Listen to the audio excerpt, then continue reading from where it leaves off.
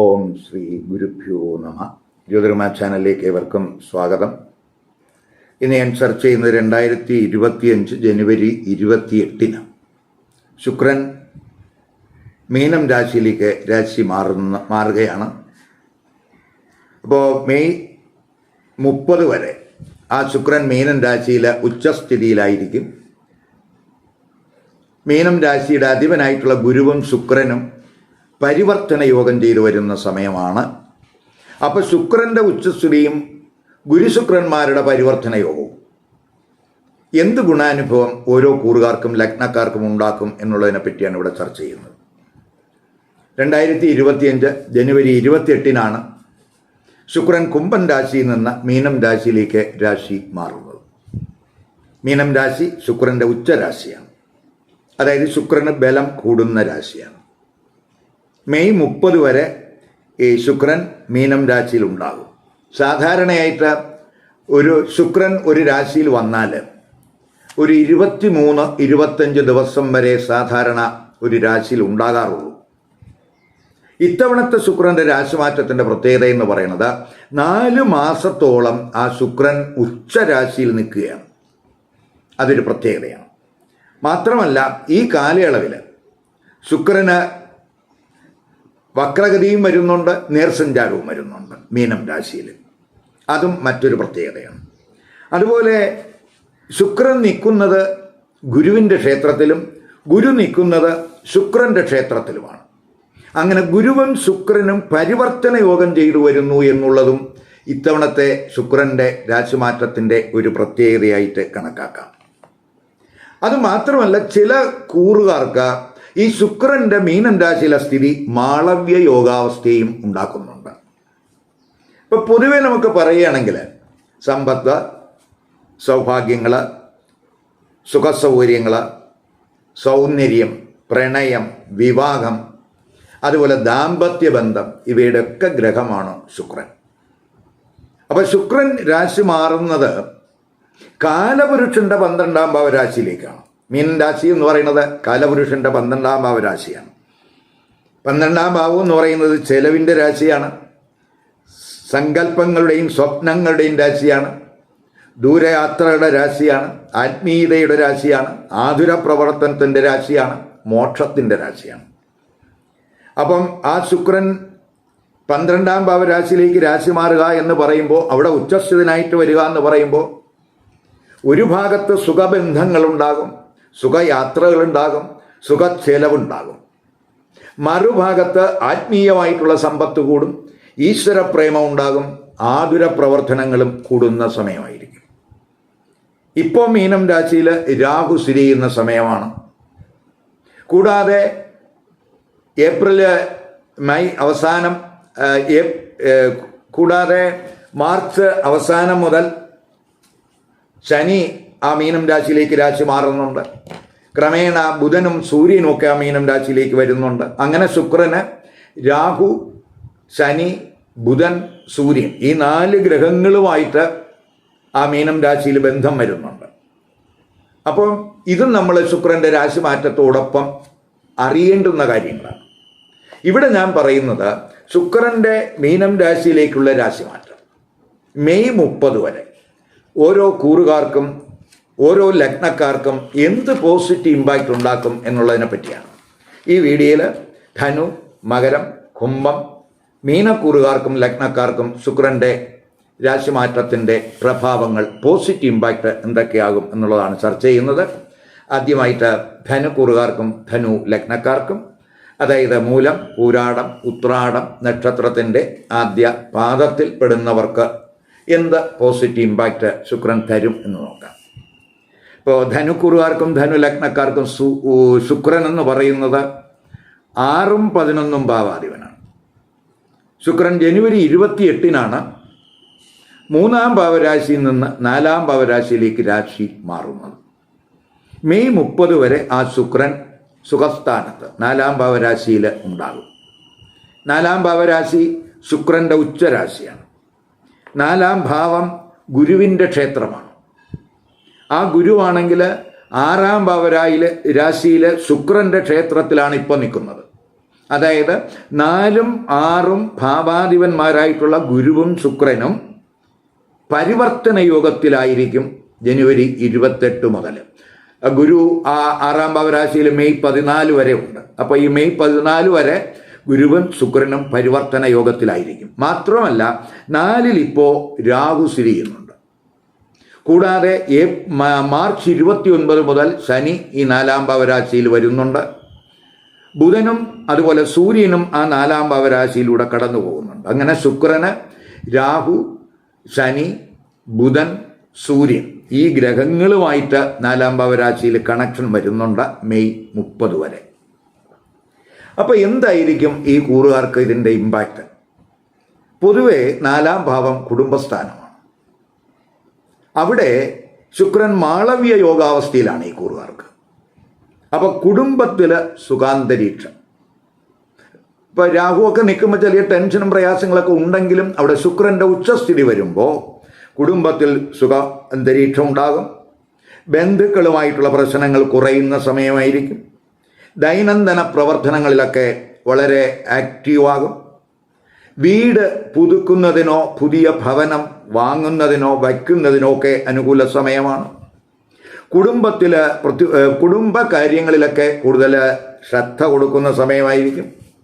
ഗുരുവും ശുക്രനും ഒക്കെ പരിവർത്തന യോഗം ചെയ്തു വരിക എന്ന് പറയുമ്പോൾ 6ാം ഭാവാധിപനും 4ാം ഭാവാധിപനും പരിവർത്തനം ചെയ്യുക എന്ന് പറയുമ്പോൾ മത്സരങ്ങളിൽ, പ്രത്യേകിച്ച് ടെസ്റ്റ് ഇൻ്റർവ്യൂകളിലൊക്കെ പങ്കെടുക്കുന്നവർക്ക് ഹാർഡ് വർക്കിനും ഉയർന്ന വിജയത്തിനുമൊക്കെ സാധ്യത കാണുന്നുണ്ട്.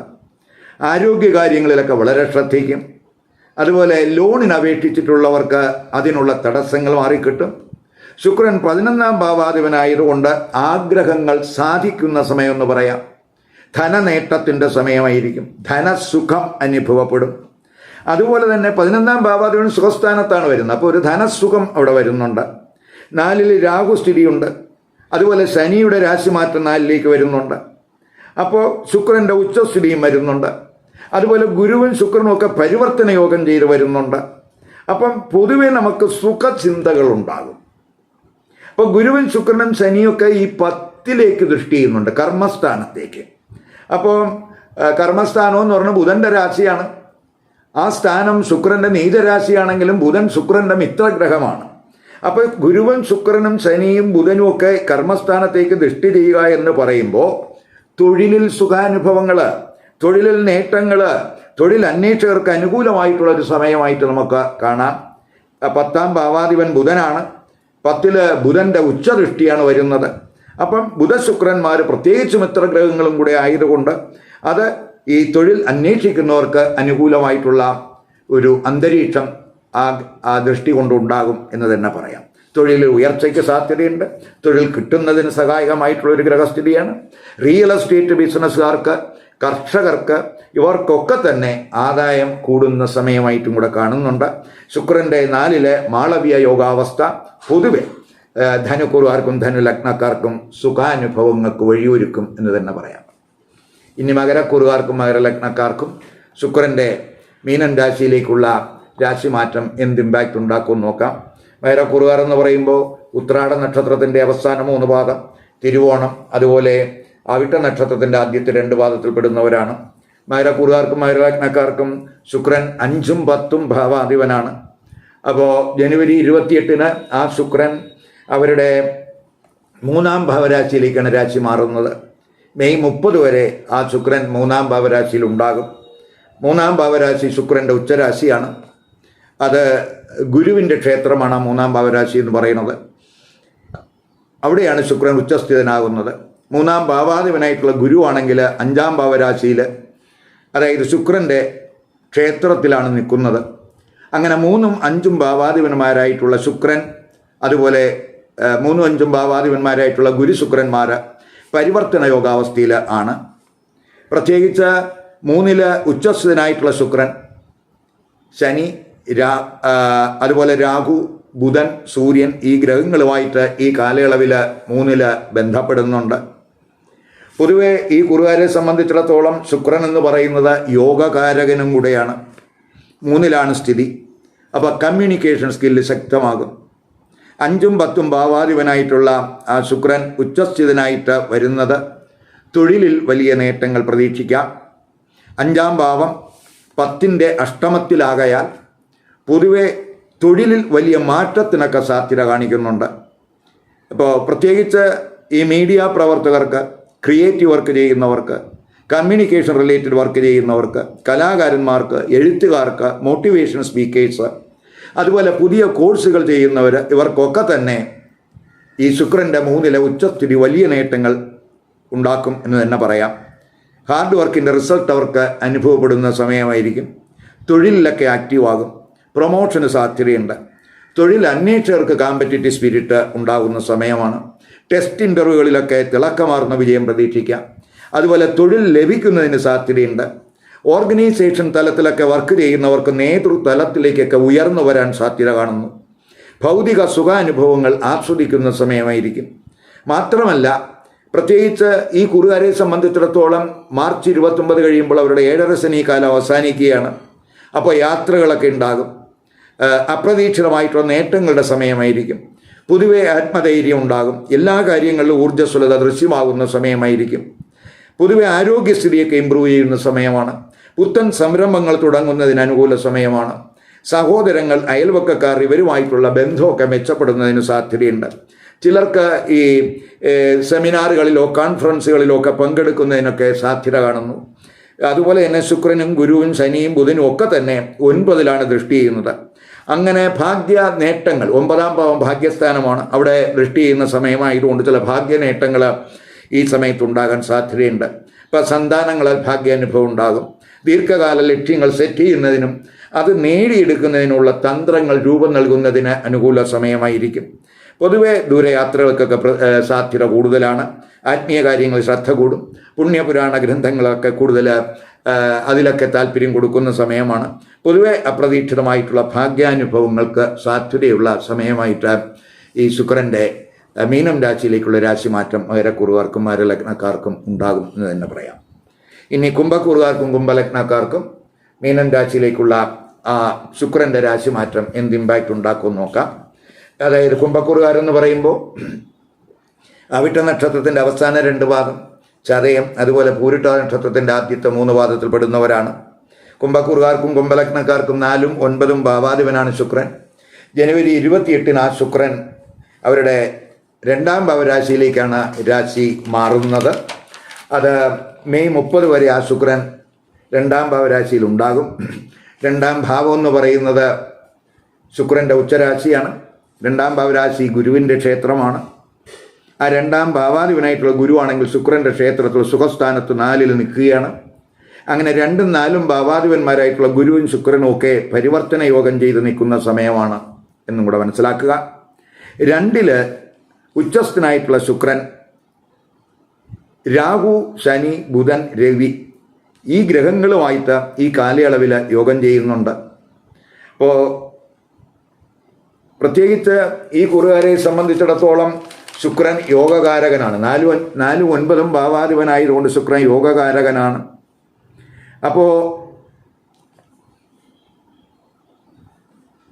മാത്രവുമല്ല ഗുരുവും ശുക്രനും പരിവർത്തന യോഗം ചെയ്ത് നിൽക്കുന്ന സമയവുമാണ്. അപ്പം നമുക്ക് ഈ കുടുംബത്തിൽ ധനം വന്നു ചേരുന്ന ഒരു സമയം എന്ന് പറയാം. ഗുരുശുക്ര പരിവർത്തന യോഗത്തിൽ നിൽക്കുന്ന സമയമായതുകൊണ്ട് കുടുംബ പ്രശ്നങ്ങൾ കുറയുന്നതിനും സാമ്പത്തിക പ്രശ്നങ്ങൾ പരിഹരിക്കുന്നതിനും അനുകൂലമായിട്ടുള്ളൊരു അന്തരീക്ഷം ഉണ്ടാകും. വിലപിടിപ്പുള്ള സാധനങ്ങൾ, ആഭരണങ്ങൾ വാങ്ങുന്നതിന് സാധ്യതയുണ്ട്. അതുപോലെ വീട്, വാഹനം വാങ്ങാൻ ആഗ്രഹിക്കുന്നവർക്ക് വളരെ അനുകൂല സമയമാണ്. കുടുംബ അംഗങ്ങൾ ഒത്തുകൂടുന്നതിനും അതുപോലെ കുടുംബത്തിൽ മംഗളകർമ്മങ്ങൾക്കൊക്കെ സാധ്യതയുണ്ട്. കുടുംബസുഖം, ധനസുഖം ഒക്കെ ഈ സമയത്ത് പ്രതീക്ഷിക്കാം. കമ്മ്യൂണിക്കേഷനിലെ പ്രശ്നങ്ങൾ പരിഹരിക്കും. റിയൽ എസ്റ്റേറ്റ് ബിസിനസ്, അതുപോലെ കൃഷി ഇവ വഴിയൊക്കെ ധനനേട്ടം പ്രതീക്ഷിക്കാം. പിതാവ് വഴി ധനനേട്ടം ഉണ്ടാകാം. നല്ല ആഹാരം, സുഖസൗകര്യങ്ങൾ ഇവയൊക്കെ ഈ ശുക്രൻ്റെ രാശിമാറ്റ സമയത്ത് പ്രതീക്ഷിക്കാം. ശനി, രാഹു 2-ൽ നിൽക്കുന്നുണ്ട്, ശുക്രനുമായിട്ട് ബന്ധം വരുന്നുണ്ട്. അപ്പോൾ നമുക്ക് ഫിനാൻഷ്യൽ ട്രാൻസാക്ഷനിൽ ശ്രദ്ധിക്കണം. അതുപോലെ ധനവിഷയങ്ങളിൽ നമ്മൾ തീരുമാനം എടുക്കുമ്പോഴും ഒന്ന് ശ്രദ്ധിക്കണം. സഡനായിട്ടുള്ള ഡിസിഷൻ, ധനപരമായിട്ട് ഉള്ള കാര്യങ്ങളിൽ സഡനായിട്ടുള്ള ഡിസിഷൻ ഒഴിവാക്കണം.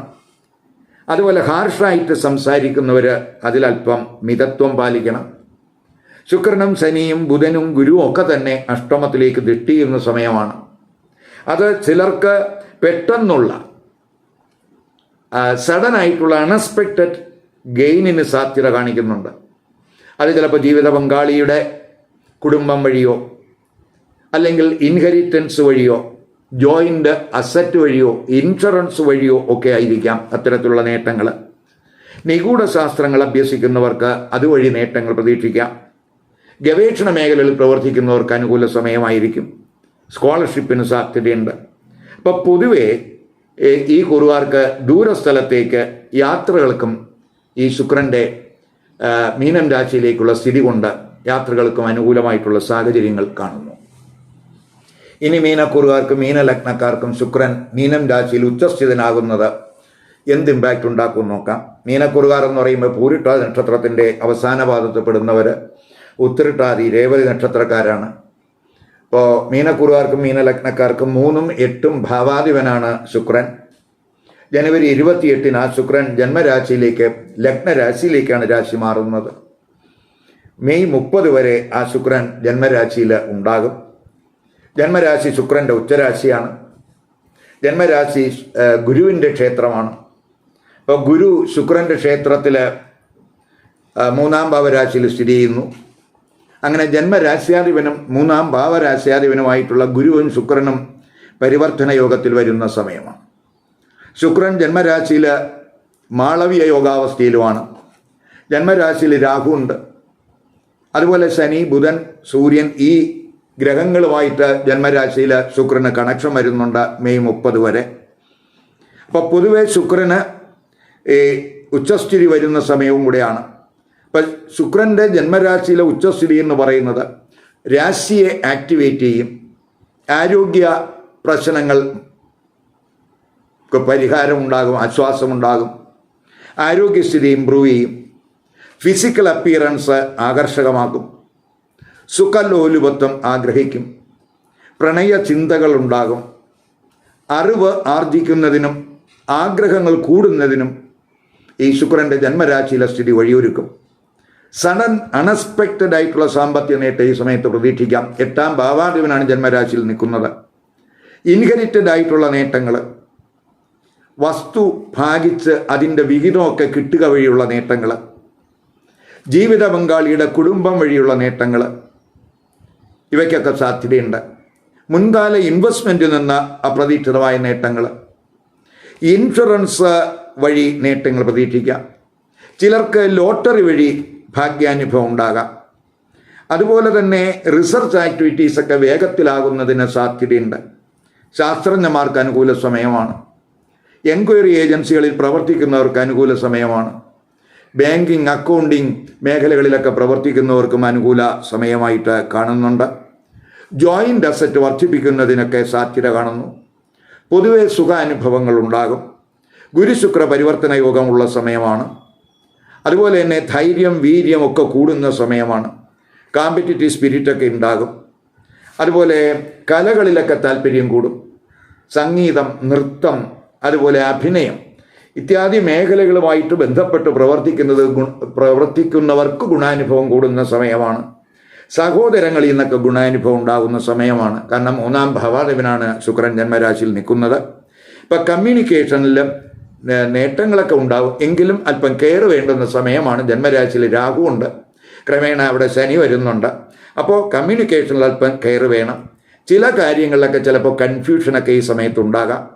ഡിസ്പ്യൂട്ട് മനോഭാവമൊക്കെ ഒന്ന് ഒഴിവാക്കണം. രാഹുവും അതുപോലെ തന്നെ ശനിയുമൊക്കെ യോഗം ഏപ്രിൽ മുതൽ വരുന്നുണ്ട്. അതുകൊണ്ട് നമ്മൾ പ്രത്യേകിച്ച് ഒരു പെട്ടെന്നുള്ള ചില നഷ്ടങ്ങൾ ആ ഏപ്രിൽ മുതൽ ഉണ്ടാകാമെന്നുള്ളതിനാൽ ഒരു കരുതൽ വേണം. അതുപോലെ മണി ഡീലിങ്സിൽ, മണി ട്രാൻസാക്ഷനിലൊക്കെ അതീവമായിട്ടുള്ള ഒരു കരുതൽ വേണം, ശ്രദ്ധ വേണം. ശനി, അതുപോലെ രാഹു, അതുപോലെ ശുക്രൻ ഒക്കെ യോഗം ചെയ്യുന്നത് സുഖച്ചെലവ് കൂടാനിടയുണ്ട്. അത് ജന്മരാശിയിലാണ് നിൽക്കുന്നു എന്നുള്ളത് കൊണ്ട് അത്തരത്തിലുള്ള സാധ്യത കൂടുന്നുണ്ട്. അതുപോലെ ശുക്രനും ശനിയും ഗുരുവും ബുധനും ഒക്കെ തന്നെ 7-ാം ഭാവരാശിയിൽ ദൃഷ്ടി ചെയ്യുന്ന സമയവുമാണ്. അപ്പോൾ വിവാഹ ആലോചനകളൊക്കെ ഉണ്ടാകാം. ദമ്പതിമാർക്ക് ദൂരയാത്രകൾക്ക് സാധ്യത കാണുന്നുണ്ട്.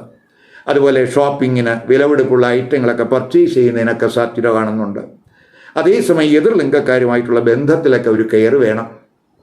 അതുപോലെ ജീവിത പങ്കാളിയൊക്കെ സെലക്ട് ചെയ്യുന്നതിലും കെയർ വേണം. കാരണം ശുക്രന് രാഹുവുമായിട്ടും ശനിയുമായിട്ടൊക്കെ ഒരു ബന്ധം വരുന്ന സമയമാണ് എന്നുള്ളത് കൊണ്ട് ജീവിത പങ്കാളിയൊക്കെ സെലക്ട് ചെയ്യുന്നതിലൊക്കെ ഒരു കെയർ വേണം. എതിർലിംഗക്കാരുടെയൊക്കെ സൗഹൃദങ്ങളിൽ നമ്മൾ ശ്രദ്ധ കൊടുത്തു പോകണം. അവരുടെയൊക്കെ ട്രാപ്പിൽ പെടാതെയൊക്കെ പോകുന്നതിന് ഈ കുറുകാർ ഈ സമയത്ത് ശ്രദ്ധിക്കണം. ഈ വീഡിയോ ഇഷ്ടപ്പെട്ടുവെങ്കിൽ ലൈക്ക് ചെയ്യുക, ഷെയർ ചെയ്യുക. അതുപോലെ സബ്സ്ക്രൈബ് ചെയ്യാത്തവർ സബ്സ്ക്രൈബ് ചെയ്ത് കാണുക. മറ്റൊരു പുതിയ വിഷയവുമായി അടുത്ത വീഡിയോയിൽ കാണാം. നമസ്കാരം.